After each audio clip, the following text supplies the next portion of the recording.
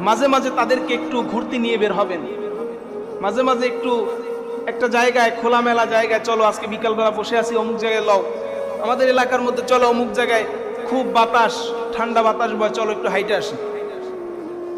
এরকম পারা যাবে না ইনশাআল্লাহ?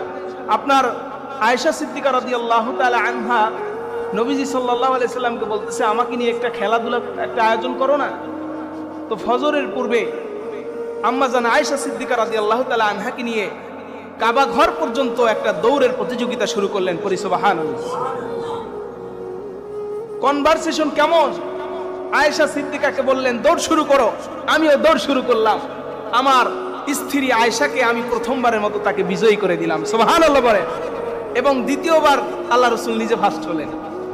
প্রথমবার স্ত্রীকে ফার্স্ট করে দিয়ে তাকে খেলার জন্য আরো উদ্বুদ্ধ করলেন, দ্বিতীয়বার নিজে প্রতিযোগিতায় ফার্স্ট হলেন। বললেন, তুমি একবার ফার্স্ট হয়েছো, আমি একবার ফার্স্ট হয়েছি, দুইজনের সময় একদম সমান সমান। সুবহানাল্লাহ বলেন। মাঝে মাঝে এরকমটা করা, কিন্তু আমরা এগুলো করি না।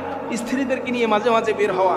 আল্লাহ তাআলা আমাদের মধ্যে এই ভালোবাসা, পারস্পরিক ভালোবাসা বন্ধন তৈরি করুক, আমিন।